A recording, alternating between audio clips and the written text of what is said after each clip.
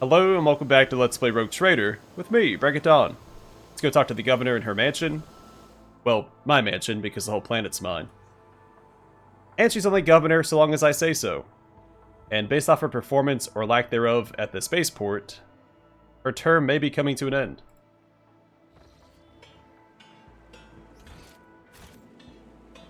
Is there money to be made?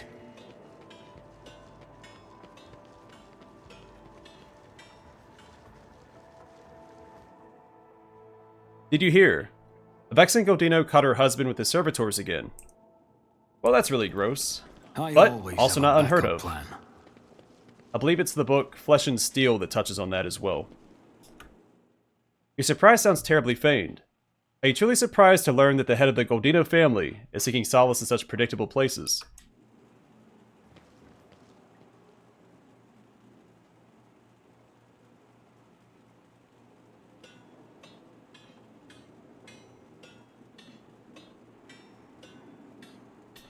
Quite the opposite. I'm appalled the old man hasn't come up with something more original since the incident at their last soiree. So I'm going to speculate real quick and say that there is going to be a Slaaneshi cult active on this planet. Slaanesh is one of the big four chaos gods in the setting, the god specifically of excess and debauchery. And based off this conversation and an Eldar being present on the planet, I think that's a really safe bet. So quick lore snippet. Eldar and Slaanesh are very closely connected. The Eldar are responsible for the birth of Slaanesh, so Slaanesh has dibs on all their souls. There's a lot more to that, but I'm sure we'll have a chance to go over that later on. Also, this rug being sideways is driving me up a wall. This is the main entrance and you come into this. Always keep your eye on the prize. The Xenos has a habit of distracting the Lord Captain at every opportunity. Her conversations are taking up precious time. The rogue trader is showing the Xenos too much indulgence. She should be kept on a short leash, not treated like an honored guest. So I'm pretty sure we're not supposed to be having that conversation yet. That's a bit of a spoiler. But not too much so, because the game art shows the Eldar companion that's available. The sniper that was helping us in the last episode. Upon seeing you, the guard at the door lets out a frightened yelp and doubles over in a low bow. Your lordship, the most honorable Donna von Valancius. The governor is awaiting you in her office, where she's protected by walls and guards. Would you prefer to meet with her alone or with your entourage?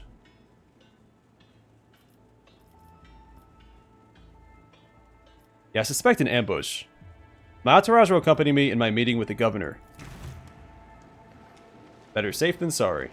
I do wonder what changes if it's just yourself. Also, she only has the one person in here. There's no guards.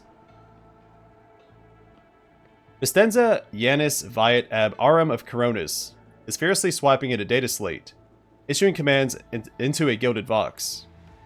Upon seeing you, she hurriedly puts away her devices, smooths her skirt, and drops into a deep curtsy. Your lordship, accept my abject apologies for the reprehensible stunt that spoiled the reception. Even in my worst nightmares, I could never have imagined.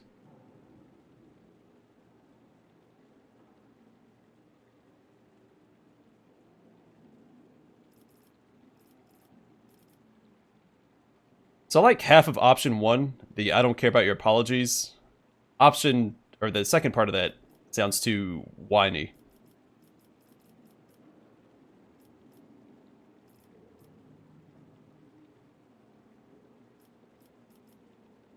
Maybe option 2? Straight to business. I think that's the best option. Your local fuss is of no concern to me. That's also not true. It's our planet, though. I'm in urgent need of provisions from Janus. Vistenza shares a glance with her companion, who is standing beside her. The companion casts a quick, frightened look at you, and hurriedly lowers her eyes. Vistenza sighs and throws up her hands. Oh, your lordship. It give me great pleasure to immediately demonstrate the productive might of Janus to you. But there are some issues. One of your wardens helped us in battle. A superb shot. Who was it? You must be referring to Eerie. I don't know if that's how that's pronounced or not. our chief ally in the struggle against the rebels. I've turned a blind eye to horrific mutations, given the undoubted advantages she brings. You see, Eerie comes from the local degenerate stock of this world, and knows Janus like the back of her hand. So, she has provided several leads as to where we can find bases and secret storehouses. Although I admit that at times I am tempted to send her away from the estate, her unnaturalness means that speaking with her always leaves me feeling uneasy. Such a gaunt, unfeminine figure, and so tall. So the Eldar are space elves, essentially. And it's often described that human minds can't really comprehend their movements, so they seem almost ethereal or ghost-like. And also make people feel uneasy because they don't move the same way as a human would. It's too fluid and I guess perfect. Heinrich's expression shifts. Did I hear you correctly, Governor Viet? You have a mysterious mutant on your estate at this very moment. One of prodigious height, slight build, and with a supernatural talent for shooting. Did the arrival of this helper never give you pause for thought? Allow me to make myself clear. To refuse Eerie's help in our circumstances would have been incredibly rash. Yes, mutants are creatures abhorrent to the Emperor, and they should be exterminated. But sometimes humanity makes exceptions for those who can serve the Imperium. I'm not concerned that your aide is a mutant. I'm far more concerned that she may be nothing of the sort. Heinrich turns to you. Donald, I'd like to meet this helper of Governor Viet's without delay, out of professional interest. If you wish to speak to Eerie, you'll find her outside in the orangery, most likely by the gazebo. She prefers to keep her distance from others.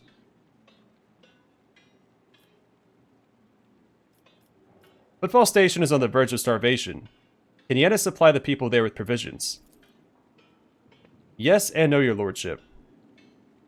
If the question is, can such an expansive and fertile world as this one feed a few thousand void rats? Of course it can. We lose more provisions to gnawing pests every cycle than those on Footfall could eat in their entire lives. But can we ship said provisions to Footfall? Not a chance. Any cargo shuttle that leaves the surface will be a target for attack. The rebels will not hesitate to bring it down, sending flaming debris over the capital. Our silos could become targets for sabotage. Food could be poisoned or mined. The logistics of transporting supplies to Footfall will only be possible once the uprising has been completely crushed. It really is embarrassing to admit that even Vladame, may Azzy take that man, is better at doing his job as Liege of Footfall than Lady Viet is at keeping her world in check. What's happening on the planet? Several months ago, uprisings broke out on Janus. I was not even notified at first. Wrapping worms are for wardens to worry about. Alas, I only learned of what was happening after the miscreants began targeting noble families. Vistenza shakes her head. And then it became apparent that what the Administratum's accounts had referred to as unrest, were in fact organized attacks on infrastructure and society leaders. I kinda wish we could immediately get rid of her and put another governor in her place, and then get the lowdown from them instead. They've already brought 13 agri-complexes to a halt, and have now moved on to assassination attempts. My wardens are doggedly tracking down the rebels, but their leaders are slipping from our grasp yet again. Can Janus fulfill its foodstuff supplies under current conditions?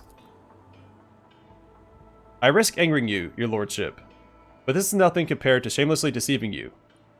Let us consider the situation dispassionately. Even the most talented logistics experts of the Administratum are unable to guarantee stable tithes when shuttles are wary of landing at the spaceport, and the terrified peasants are indulging a dangerous minority within their ranks. Until the usual order of things is restored on Janus, any trade is nigh impossible. Considering what has occurred, your visit is a true blessing. You see, Janus does not have its own fleet. We could organize a planet-wide search if we had ships at our disposal. Ships like yours, your lordship. Perhaps you'll find a way to support your subjects in their hour of need. I'm sure even approximate coordinates would be sufficient to have the ground forces and ship's crew work together to hunt down the enemy.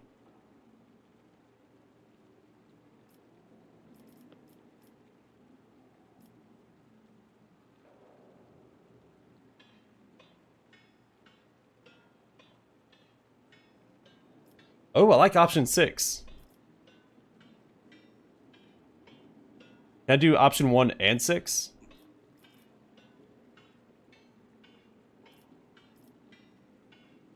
Also, there's a very good chance that if there is a Slaaneshi cult on the planet, she's involved. Because those nobles talking outside alluded to potentially another noble being in a Slaaneshi cult, which kind of implicates that several, or all the nobles are. I'm curious, because I'm assuming the rebels are still loyal to the Imperium, while everyone else has fallen into Slaanesh worship.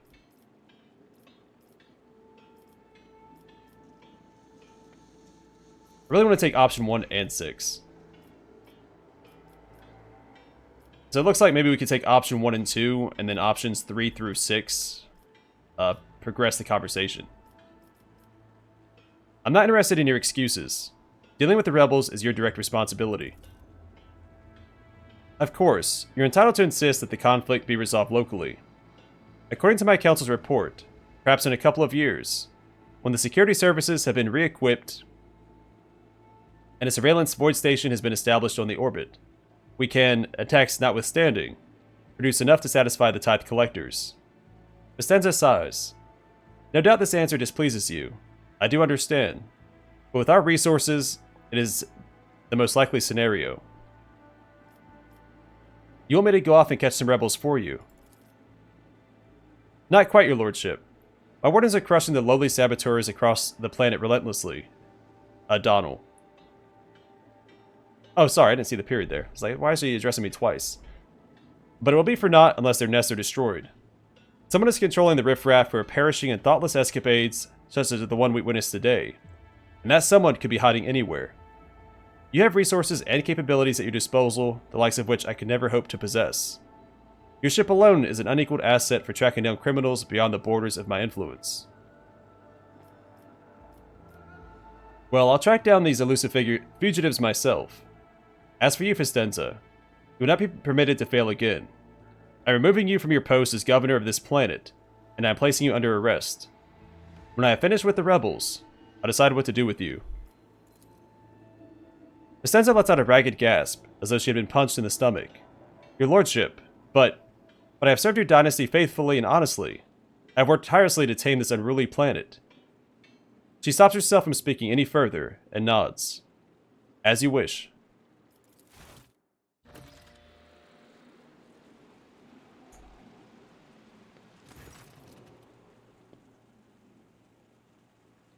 The door guard bows obsequiously.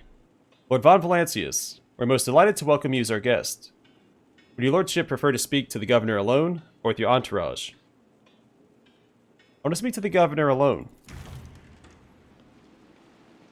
And see if there's any different dialogue.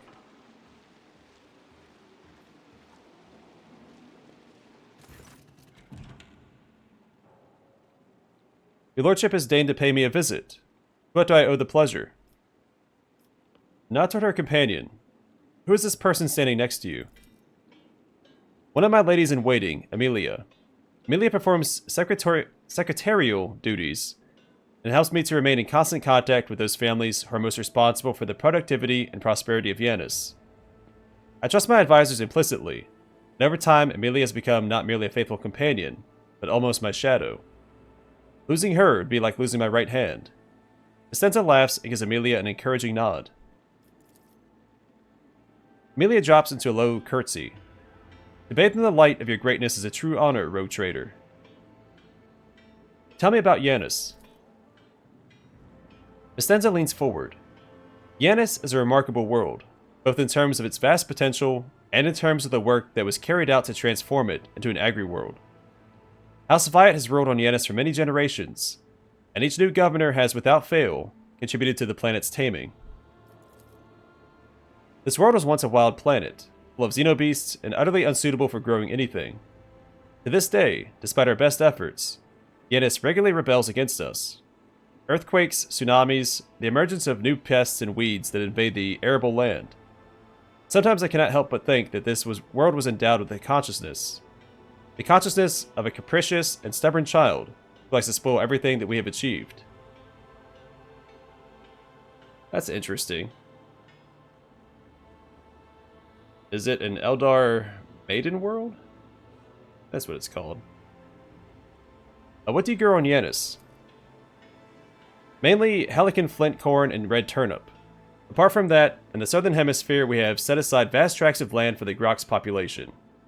And of course, I cannot fail to mention the several thousand acres of tilled land given over to cultivating fermentable fruit, for personal use and limited export.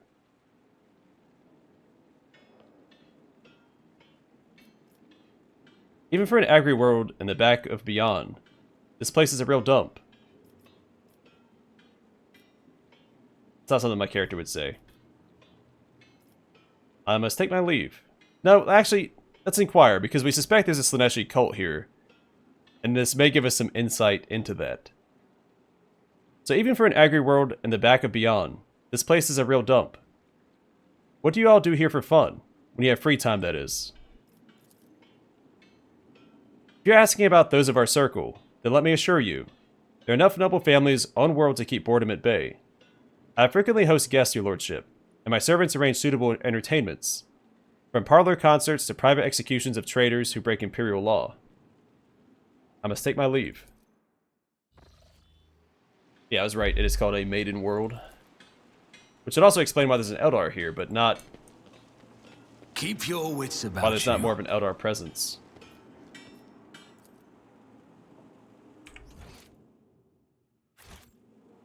Interesting. Alright.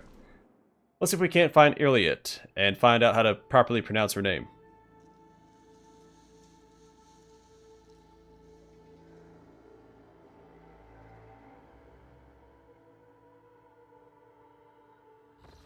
I am registering unconventionally high efficiency for the unit Cassia Orselio, relative to her limited experience. The unit status has been upgraded.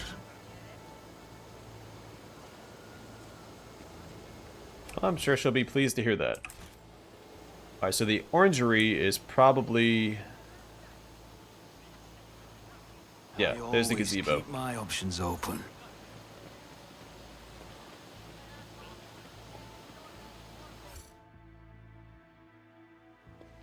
Iliad Lenevus greets you, Elantark. Eerie. Alright, so the emphasis was a little different than what I was placing on it. The bizarre creature before you only vaguely resembles a typical human. An elongated body, slender limbs, pointed features. Every aspect of its appearance is unnatural and alien. The creature turns its head to you. Regrettable news. This creature is not a mutant as the locals assumed, but a representative of the Eldari, one of the myriad enemies of humanity. You should not trust this creature. Do not communicate with it any longer than necessary. Heinrich tosses out some words in a strange language. There's a hint of musicality to it. The interrogator's rendering is harsh and off-putting. After meeting the gaze of the unknown being, Heinrich turns to you. So he's speaking in Eldari.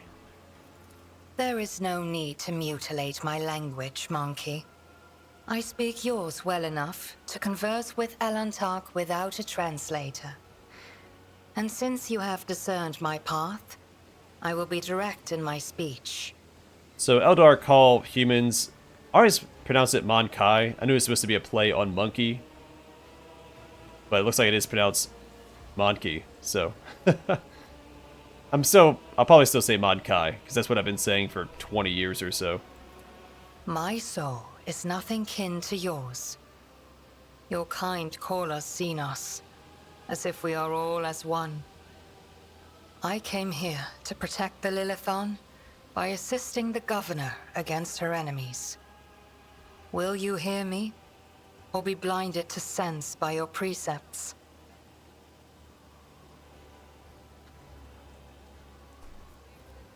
So this is one of those situations where my character... Oh man, dogmatic option. Shoot. I didn't see that at first. No. I know that she's a companion. I will, at the very least, hear her out. Because she seems to know more what's going on this planet than the incompetent governor does. I already forgot how she pronounced her last name. I will speak with you, Eerie, on Ives. Keep your hands where I can see them. Reckless. Yeah, I know. Heinrichs makes a sound of disapproval. Must I remind you, Master Van Calox, that the warrant endows rogue traders with the sacred right to have dealings with Xenos when necessary? That exceptional memory of yours seems to have let you down. I have banished the shadow of doubt from your thoughts regarding my nature. Now you will answer my question. Why have you sought me out? Erliette inclines her head by an infinitesimal amount. So you're the governor's mysterious helper. I am, Elantark. My hand parried the death promised to the ruler of these people, and I aided you in battle against the Lost Ones. Why are you helping the governor?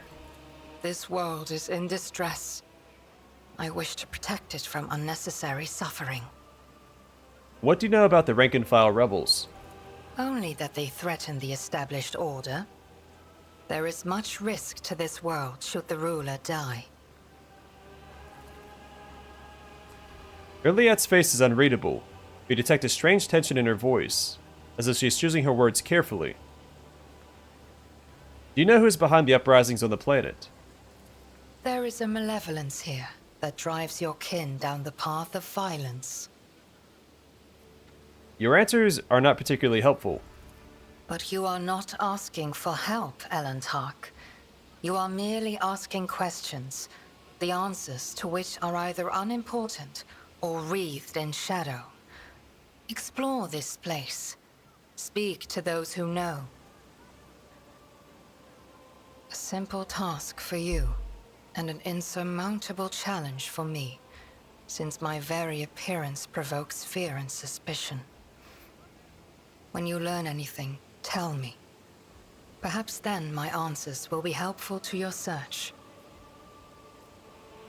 Erliette hesitates and then adds more quietly. How did you come to be on Janus? The world you call Janus was once created by the will of my kin. I have far more right to be on the Lilithon than any of you. Yeah, the Eldar constructed the Maiden Worlds to inhabit it at some point, but then the fall happened, and that never came to pass. Why do you call me Elantark? Because that is what you are. Elantark means stranger from the darkness amidst the stars. You descended on flame-winged machines in a dark time when the air of the planet is soaked in blood and pain. Will you be the one to bring peace to the Lilithon?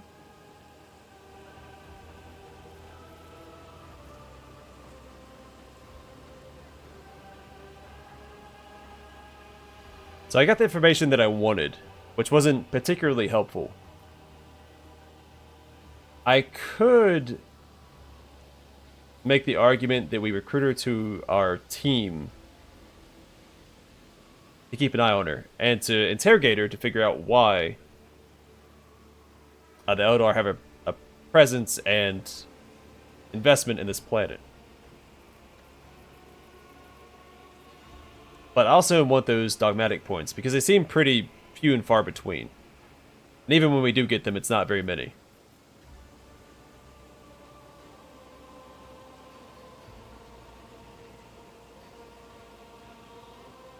No, I always suspend role-playing a bit for companions, so I will recruit her to the team. If you want, you can join me. None of the locals will dare to look askance at you and the rogue trader's presence.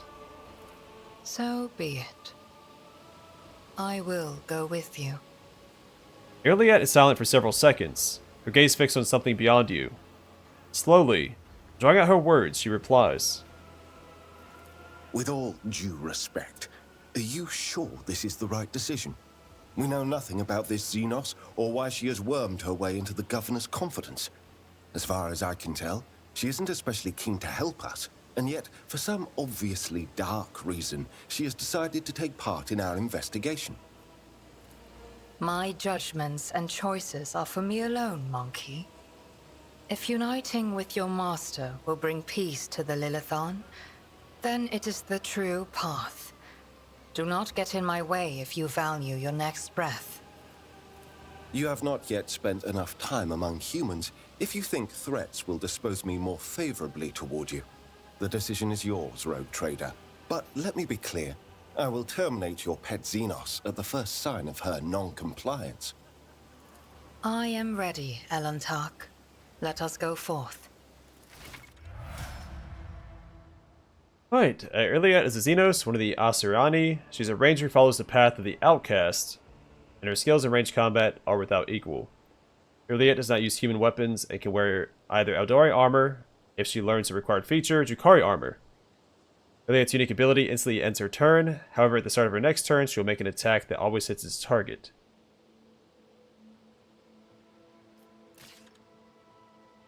Okay, we'll bring her along. She's also essential for this area. I guess she would be replacing ranged DPS, but Pascal is so darn useful. Maybe I swap out Heinrichs. But if the Eldar are invested in this planet, having a member of the Ordo Xenos here makes sense. So I might keep this party and sit Pascal out instead.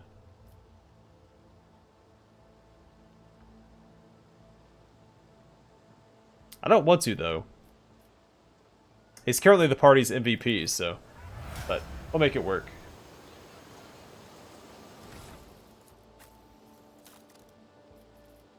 Okay, she's an operator. I assumed that was the case. So in my sights, Elliot's attack against the target at the start of her next turn cannot miss. And it ends her current turn.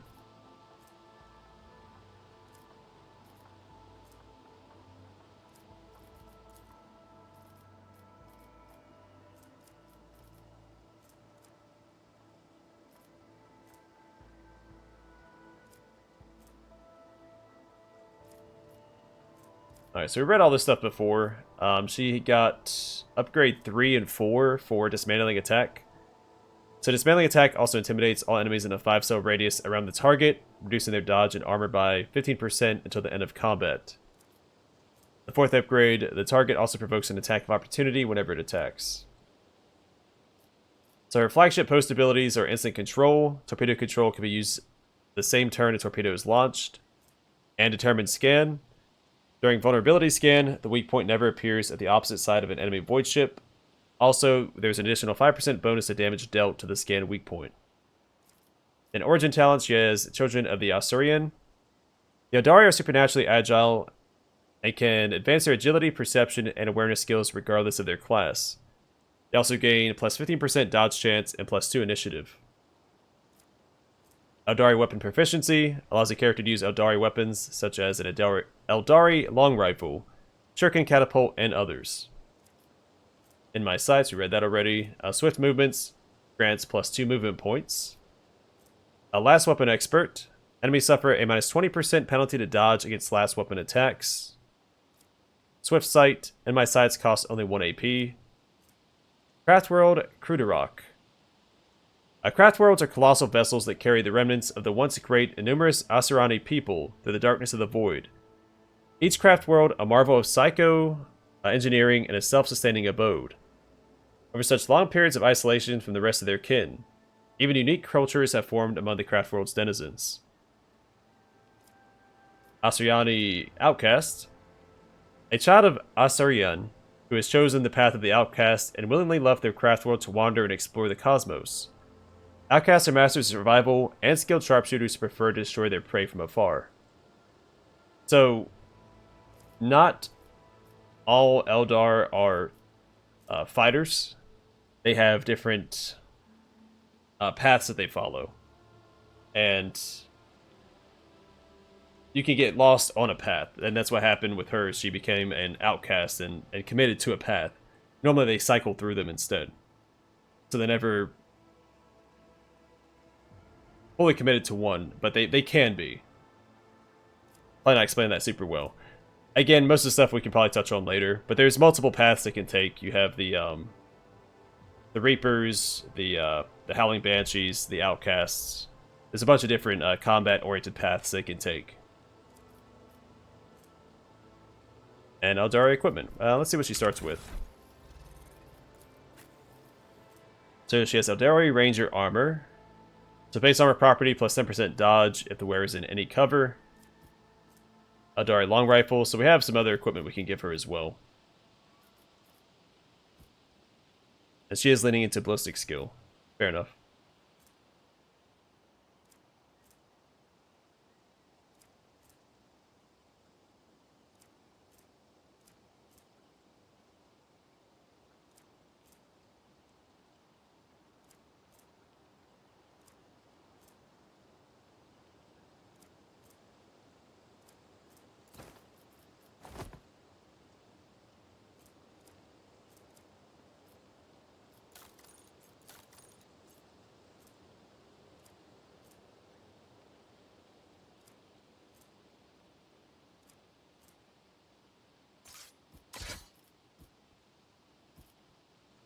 I don't know if I touched on this or not, but the striking scorpions are one of the Eldar paths, like what I was talking about earlier, and they use these chain swords. And the unique characteristic to them are that they're completely silent. They make no noise.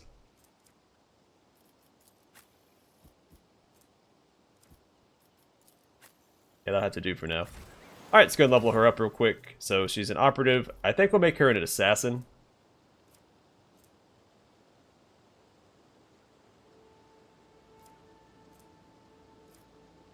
Which we already have one. We don't have a bounty hunter yet. But I think she'd make for a better assassin thematically. We've already read all this stuff too, so...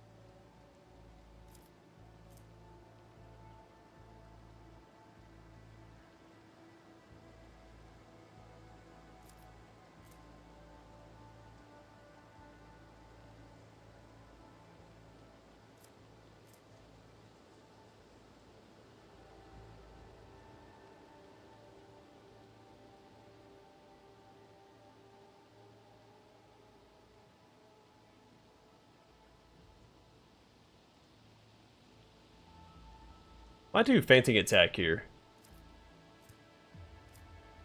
Just to mix it up. I think elusive shadow is fine as well. Actually, let's just go ahead and grab that. So for one round, the assassin becomes the lowest priority target for enemy attacks and gains the elusive effect. Which includes the assassin can move through enemies, the assassin gains an agility bonus % dodge and perception bonus % dodge reduction. The assassin's attacks deal plus 10% additional damage. All half cover provides the assassin 50% cover efficiency. Elusive fades when the assassin attacks.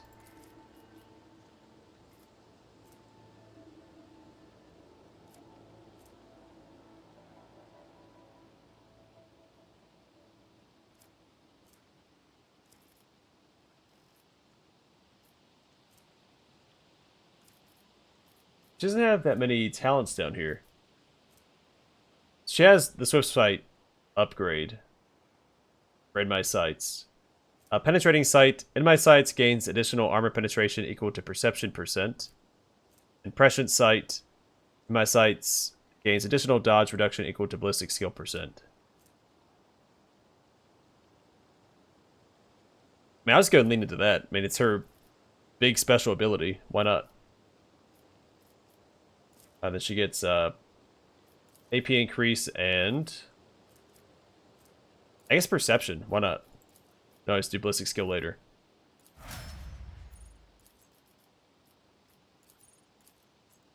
Alright. Yeah. Again, gotta suspend roleplay a bit for companions because I want to explore all of it. It's more content. I just straight up miss out on content if I didn't recruit it to the party.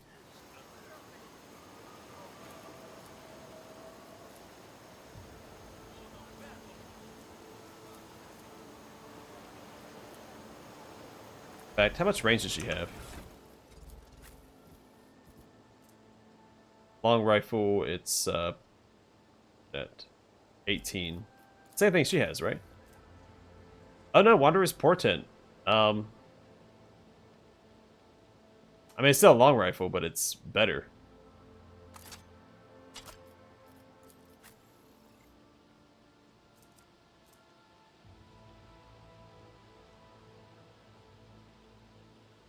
Yeah, absolutely.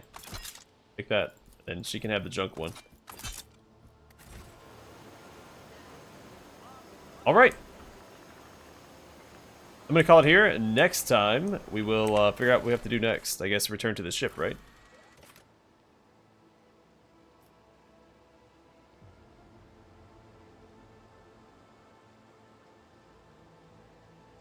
Oh, I guess now we're going to run around and talk to people. So, we'll take care of that next time. Rise to the top, or get left in the dust. Hopefully I'm reading and talking a little more smoothly next time. I'm recording at a weird time today, so it's been a little off-putting for myself. But yeah, we'll wander around here next time and talk to some folks and see what's up. But for now, thanks for watching. Hope to see you guys in the next one.